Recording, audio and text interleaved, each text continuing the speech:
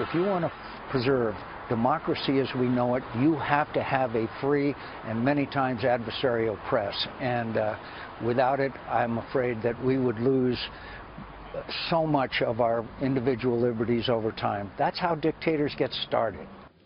Arizona Republican Senior Senator John McCain implying President Trump could be a dictator in the making with that soundbite. Did he go a little too far? Well, one of our guests says yes, the other no.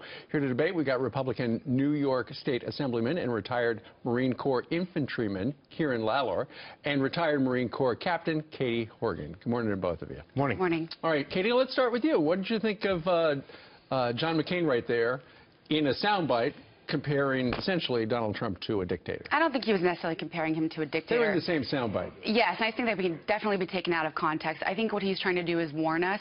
He's pointing out things that have happened throughout history. He obviously thinks free press is very important. And so he's doing his piece as an elected official and standing up behind that. And he's correct. It is an important part of our democracy. What do you think?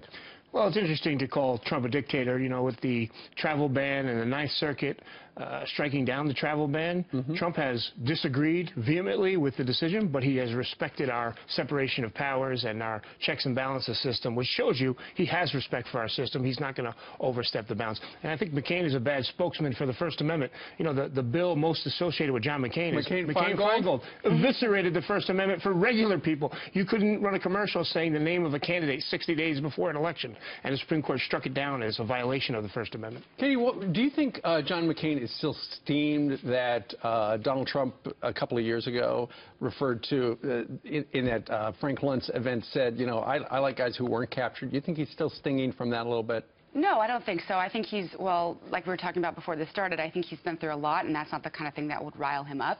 I think he's standing up for what he believes in because there's a sense of uncertainty that's been put forth by the president's rhetoric. I mean, he's saying things that are inconsistent with what his team is doing and saying things that are inconsistent with existing U.S. policy. There doesn't appear to be a lot of strategic direction. But John McCain also said before the election, I'm not going to vote for Donald Trump. And, of course, famously, John McCain is a Republican. This is true, but you don't have to vote along party lines, and I respect, you know, someone standing up and saying what it is they believe in. Kieran?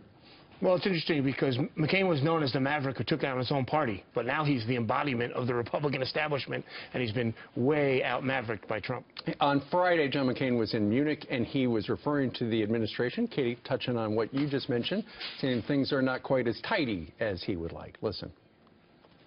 I think that the Flynn issue obviously is something that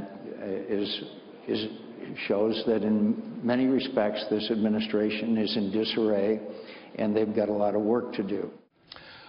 In disarray, and they have a lot of work to do. Do you agree with that? Listen, Trump is taking fire from all sides, Republicans, Democrats, the press. He took on the whole system. There's going to be some ups and downs and some bumps and bruises, but he's sticking to his promises. I think the core Trump supporters will stay behind him, and we have a lot of time left. Yeah, Katie, you had mentioned earlier that you thought things were in disarray. Do you think the press has been fair to Donald Trump?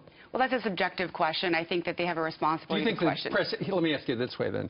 Do you think the press is harder on Donald Trump than they were on Barack Obama? I think that's yes, but I think he's also created the conditions. Donald Trump has created the conditions for that. I mean, he's argumentative. He attacks people in press conferences, on Twitter, etc. So he should expect the same response in kind. All right. Katie and Kieran, thank you very much for joining us live. Thank you.